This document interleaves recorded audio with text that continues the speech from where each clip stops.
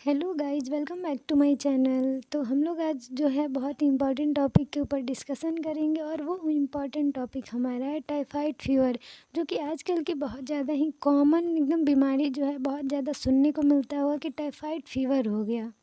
तो हम लोग इस वीडियो के हेल्प से ये जानेंगे कि टाइफाइड फीवर होता क्या है, किस किस बैक्टीरिया के चलते होता है, किस तरह का इन्फेक्शन है, इसका सोर्स क्या यानी किस तरह से ये फैलता है, मोड ऑफ़ ट्रांसमिशन क्या है, इसके साइन और सिम्टम्स क्या क्या हैं, किस तरह से हम लोग जांच करवाएंगे, कौन कौन से डायग्नोसिस हैं इसके, कि पता चलेगा उस जांच से कि हमें टाइफाइड हुआ है। तो उन सभी जांचों को भी हम लोग पढ़ेंगे और क्या ट्रीटमेंट है इसका, यानी घर पे कौन कौन से खानों को खाना चाहिए और किन किन खानों को अवॉइड करना चाहिए। तो उन सभी पॉइंट को हम लोग यहाँ पे समझेंगे, पढ़ेंगे, ठीक है। तो सबसे पहले हम लोग देखते हैं टाइफाइड फीवर होता क्या है। तो टाइफाइड फीवर जो है एक तरह का इन्फेक्शियस डिजीज़ है और ये जो है वो बैक्टीरियल डिजीज़ के नाम से भी जाना जाता है, यानी कि बैक्टीरिया के चलते ये होता है। इसको जो बैक्टीरिया कॉज करता है उस बैक्टीरिया का नाम है सैल्मोनेला टाइफी और सैल्मोनेला पैराटाइफी। तो यही जो है दो, सैल्मोनेला टाइफी और सैल्मोनेला पैराटाइफी, यही जो है टाइफाइड फीवर कॉज करते हैं, ठीक है। और ये जो है स्प्रेड कैसे होता है, तो इसका सोर्स जो है वो इन्फेक्टेड पर्सन है, यानी कि किसी एक पर्सन को टाइफाइड फीवर हुआ है और अगर उसके किसी भी, यानी उसका जूठा खा लेते हैं या फिर वो जो वॉशरूम यूज करा, जो बाथरूम यूज करा, अगर हम यूज कर रहे हैं तो बहुत ज़्यादा ही चांसेस रहेंगे दूसरे हेल्दी पर्सन को भी टाइफाइड होने का, क्योंकि ये क्या होता है कंटामिनेटेड फूड से फैलता है, यानी कि फीकल ओरल रूट। यहाँ देखिए लिखा हुआ है spread through faecal oral route, यानी कि इन्फेक्टेड पर्सन का जूठा खाना खाते हैं, उसके जो है उसका यूज किया हुआ वॉशरूम यूज करते हैं, बाथरूम यूज करते हैं, उसका फीकल मैटर बाथरूम में ही तो पास हो रहा है, तो अगर उसके थ्रू भी जो है इन्फेक्शन फैलता है। तो इसका जो मोड ऑफ़ ट्रांसमिशन है वो है फीकल ओरल रूट, यानी कि कंटामिनेटेड फूड को अगर हम खाते हैं, यानी किसी इन्फेक्टेड पर्सन को टाइफाइड हुआ, यानी टाइफाइड से इन्फेक्टेड पर्सन है, वो खाना खाया या फिर वॉशरूम यूज करके आया, वॉशरूम से आ रहा है, मतलब फ्रेश होके आ रहा है, बाथरूम लेटरिन कुछ भी कह सकते हैं, तो उसके बाद अच्छे से हैंड वॉश नहीं किया या फिर वो उसका यूज किया वो बाथरूम यूज कर रहे हैं, तो उससे हो सकता है कि आपको भी टाइफाइड फीवर हो जाए। यानी 99% चांसेज होते हैं इस तरह से टाइफाइड फीवर का फैलने का, ठीक है। तो देखिए ये मेनली सोर्स है, यानी इन्फेक्टेड पर्सन से वो फैलेगा। मोड ऑफ़ ट्रांसमिशन क्या, यानी कंटामिनेटेड फूड हुआ या फिर आपका जो भी जूठा खाना खा रहे हैं, वो बाथरूम वगैरह यूज कर रहे हैं या फिर उस पर्सन के कांटेक्ट में आ रहे हैं, तो ठीक है। और वो पर्सन अगर बैक्टीरिया जो है वो कैरी कर अपने हाथ में, अपने बॉडी पे, और आप फिर कांटेक्ट में आएंगे तो आपको भी हो जाएगा टाइफाइड फीवर, ठीक है। इसमें साफ़ सफाई और मेंटेनेंस का बहुत ज़्यादा ही ध्यान देना रहता है, घर में किसी को हुआ है तो उस टाइम। तो अब हम लोग देखते हैं साइन और सिम्टम्स।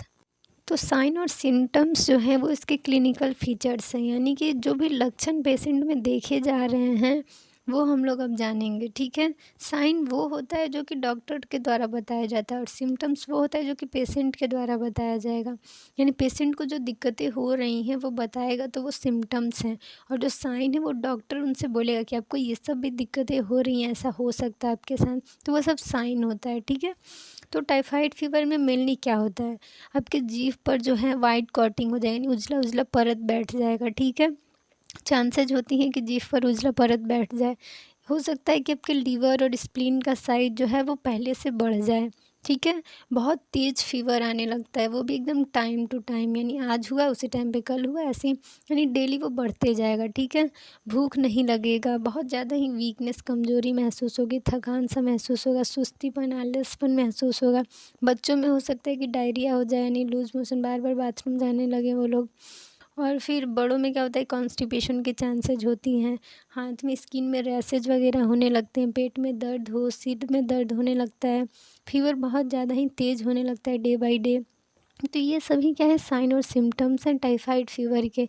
जीभ पर परत बैठ जाएगा वाइट, फिर लीवर और स्प्लीन का साइज बढ़ सकता है, फिर बहुत तेज़ फीवर आएगा, रैसेज होंगे, शरीर में दर्द होगा, बहुत ज़्यादा कमज़ोरी होगी, सिर दर्द होगा, कॉन्स्टिपेशन, डायरिया की दिक्कत हो सकती है। तो यही सभी जो है वो कॉमन साइंस और सिम्टम्स है जो कि टाइफाइड फीवर वाले पेशेंट में देखने को मिलता है। तो हम लोगों ने साइन और सिम्टम्स को जान लिया, ठीक है। अब हम लोग देखेंगे कि कौन कौन से डायग्नोसिस यानी जांच है जिससे कंफर्म होगा कि किसी को टाइफाइड फीवर हुआ है। तो सबसे पहला जो मेन टेस्ट है वो होता है विडाल टेस्ट। विडाल टेस्ट में क्या होता है कि ब्लड सैंपल लिया जाता है, फिर इस तरह से स्लाइड पे और टेस्ट ट्यूब वगैरह में टेस्ट करते हैं, ठीक है। तो विडाल टेस्ट हो गया फर्स्ट। फिर होता है कि सीबीसी किया जाता है, ठीक है, यानी कंप्लीट ब्लड काउंट। उसमें न्यूट्रोफिल हो गया, आपके प्लेटलेट, डब्ल्यूबीसी जो होते हैं वाइट ब्लड सेल्स, वो सब बहुत ज़्यादा ही कम हो जाते हैं, ठीक है। और आपका जो एलएफटी करवाया जाता है उसमें जो है बहुत ज़्यादा ही इंक्रीजमेंट देखने को मिलता है। फिर आपका जो है ब्लड कल्चर करवाया जाएगा ब्लड सैंपल लेके, और भी बहुत सारे टेस्ट हैं, यूरिन और स्टूल का टेस्ट होता है। तो इन सभी डायग्नोसिस से, टेस्ट से ये कंफर्म हो जाता है कि टाइफाइड फीवर हुआ है। इसके बाद हम लोग देखेंगे कि ट्रीटमेंट क्या है, ठीक है। मेनली ये एक बैक्टीरियल डिजीज़ है। तो बैक्टीरियल डिजीज़ में मेनली हम लोग एंटीबायोटिक ही देते हैं, यूज करते हैं, जो कि बैक्टीरिया के ग्रोथ को रोक देता है या फिर उसे किल कर देता है, ठीक है। तो इसमें हम लोग मेनली जो है वो सिप्रोफ्लॉक्सासिन और ओफ्लॉक्सासिन, सेफ्ट्रियाज़ोन, एजिथ्रोमाइसिन, क्लोरामफेनिकोल, इस तरह के जो है एंटीबायोटिक्स को पेशेंट को प्रिस्क्राइब करते हैं, खाने को बोलते हैं। अगर ये सिप्रोफ्लॉक्सासिन है तो उसे आईवी रूट से भी दे सकते हैं और ओरली भी दे सकते हैं। ओरली है तो 500 ग्राम का टैबलेट जो है वो सुबह शाम लेना होगा, ठीक है। ओफ्लॉक्सासिन जो है उसे ओरल और आईवी रूट के थ्रू भी दे सकते हैं। 5 से 7 दिन ये कंटिन्यू खाना है, सिप्रोफ्लॉक्सासिन और ओफ्लॉक्सासिन, ठीक है। इसके बाद सेफ्ट्रियाज़ोन जो है वो आईवी रूट से देंगे, 7 से 14 दिन इसे देना होता है, एक बार, दिन में एक बार, ठीक है। एजिथ्रोमाइसिन जो है वो 5 से 7 दिन कंटिन्यू करना रहता है और वो भी एक बार, ठीक है। डेली डेली बस एक एक टाइम ही देना है, ओडी है, ठीक है। क्लोरामफेनिकोल जो है उसमें ओरली देना है 2 से 3 ग्राम, ये एकदम लास्ट में देना होता है 14 से 21 दिन के बीच में, ठीक है। तो ये सारी जो दवाएं हैं वो अनकॉम्प्लिकेटेड टाइफाइड, यानी कि ज़्यादा सीरियस टाइफाइड नहीं है, अभी स्टार्टिंग का है, ज़्यादा कॉम्प्लिकेशन नहीं है, तब आप ये सब मेडिसिन दे सकते हैं। लेकिन बहुत ज़्यादा सीवियर टाइफाइड हो गया है, बहुत अभी सीरियस हो गया है, तो उस टाइम में सिप्रोफ्लॉक्सासिन देंगे, ठीक है। आईवी रूट से देंगे 400 mg, ठीक है, सुबह शाम 10 से 14वें दिन में, ठीक है। सेफ्ट्रियाज़ोन देंगे और सेफोक्टाजिम देंगे। ये 3 मेडिसिन जो है वो सीवियर टाइफाइड में देते हैं। और जो पहले जो था वो सिप्रोफ्लॉक्सासिन, ओफ्लॉक्सासिन और फिर सेफ्ट्रियाज़ोन, एजिथ्रोमाइसिन, क्लोरामफेनिकोल, ये सारे टैबलेट्स को और ये आईवी रूट से भी दे सकते हैं और फिर इसे ओरली भी दे सकते हैं, ठीक है। तो ये अनकॉम्प्लिकेटेड टाइफाइड में देते हैं। और नीचे जो मेडिसिन्स हैं, एंटीबायोटिक्स हैं, वो सीवियर टाइफाइड यानी सीरियस जब हो जाएगा टाइफाइड तब देंगे। तो टाइफाइड मेनली जो होता है वो स्टार्टिंग में ही अगर पहचान लिए या फिर डायग्नोसिस करवा लिए, पता लग गया, तो बहुत जल्दी ही ठीक हो जाता है। यानी इसका इंक्यूबेशन पीरियड देखिए, यानी कितने दिन में पता चल जाता है कि किसी को टाइफाइड हो गया, यानी सिम्टम्स आने लगते हैं। तो ये मेनली 10 से 20 दिन अप्रॉक्सिएट टाइम है, ठीक है, एवरेज। तो देखिए यहाँ पे भी मेडिसिन है, फर्स्ट लाइन मेडिसिन है जिसमें सिप्रोफ्लॉक्सासिन, ओफ्लॉक्सासिन, सेफ्ट्रियाज़ोन, सेफोक्टाजिम है, ठीक है। सेकंड लाइन में आपका क्लोरामफेनिकोल वगैरह है। तो देखिए अब हम लोग देखते हैं कि कौन कौन से ऐसे खाने के आइटम्स हैं जो कि घर पे रहते हैं, अब तो वो आपको खाना चाहिए, जिससे कि आपका टाइफाइड जो है बहुत जल्दी ही ठीक हो जाएगा, ठीक है। तो जिसमें आपको फ्रूट्स खाने होंगे, जिसमें केला हो गया, सेब हो गया, पपीता हो गया, चीकू हो गया, ये सब खाइए, कीवी खाइए। तो प्लेटलेट जो भी कम हो रहे हैं, डब्ल्यूबीसी, वो सब बढ़ जाएंगे, सही हो जाएंगे, लेवल में आ जाएंगे। प्रोटीन वाला खाना खाइए, प्रोटीनियस जो हो, बहुत प्रोटीन से फुलफिल। और फिर सूप वगैरह पीजिए, दलिया खाइए, और कच्चे वेजिटेबल्स जो है नहीं खाने चाहिए, ठीक है। ओआरएस पीजिए, जिससे आपको डिहाइड्रेशन की जो दिक्कत हो रही है तो उससे निजात मिल जाए। पानी ज़्यादा से ज़्यादा पीजिए और उबला हुआ पानी यानी बॉइल्ड वाटर का यूज करिए, ठीक है।